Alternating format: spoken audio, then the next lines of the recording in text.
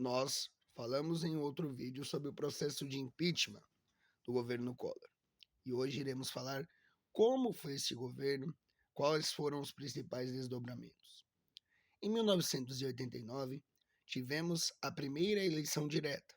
onde o povo pôde ir às urnas para escolher o seu presidente. E no final de 1989, sobretudo no dia 15 de dezembro, Fernando Collor de Mello foi eleito o primeiro presidente pós a ditadura militar, de forma direta, em 1989, vencendo Luiz Inácio Lula da Silva, o presidente Lula, no qual o Brasil vivia um momento onde enfrentava uma grave crise econômica,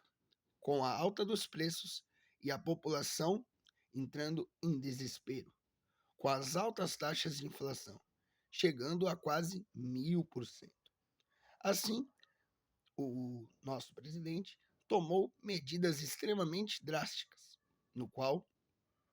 junto com a ministra da Economia, que também era sua prima, Zélia Cardoso de Mello, fizeram com que essas medidas fossem extremamente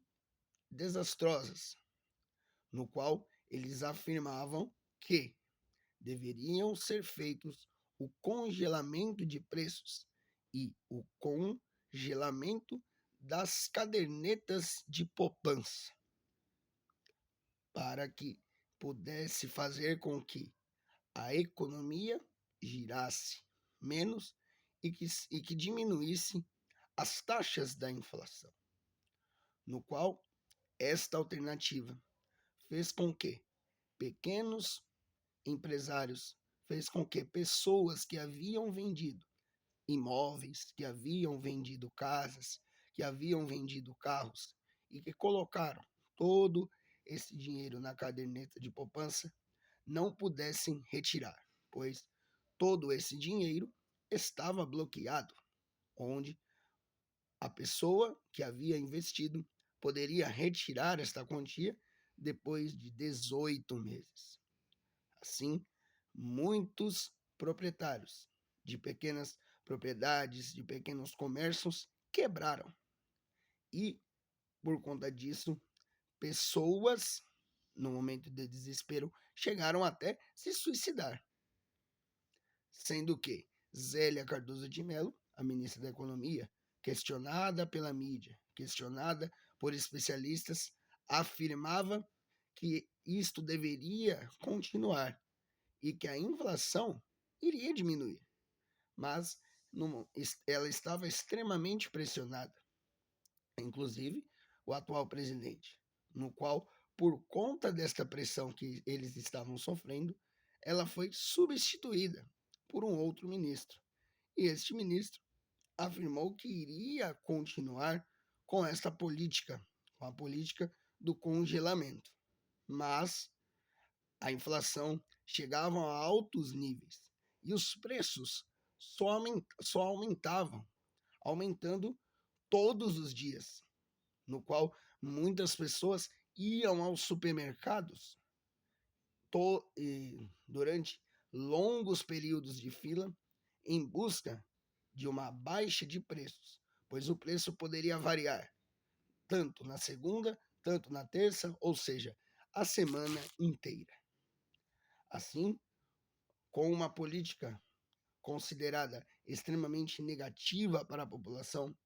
Fernando Collor resolveu fazer outras medidas, com a desatização de setores como os setores de energia, os setores de gás e privatizando esses setores, no qual essas empresas foram para o setor privado. E além disso, a abertura do comércio internacional, sobretudo dos carros, onde carros nacionais foram parados de fabricar e chegaram carros internacionais, com as suas montadoras montando todo o processo automotivo dentro do Brasil, em busca de fazer uma aceleração da economia. Então, empresas como Toyota, Honda, chegaram ao Brasil e começaram a fabricar seus carros. Mas os altos preços, continuavam e a inflação, em alguns momentos ela descia, em alguns momentos ela subia, e o governo ainda pressionado, até que no ano de 1992 foi dada o processo de impeachment e Fernando Collor retirado do cargo.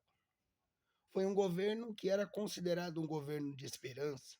onde muitos brasileiros confiavam na figura do presidente, por ele ser extremamente influente no meio da política e ser considerado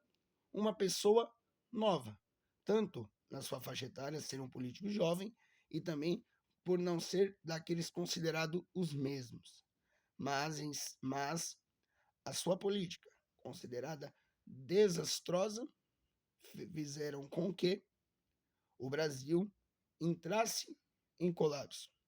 e vivesse os melhores dias na economia após a sua substituição com a entrada do seu vice, Itamar Franco, e depois, melhor ainda, com a chegada de Fernando Henrique Cardoso, principalmente com o projeto do Plano Real.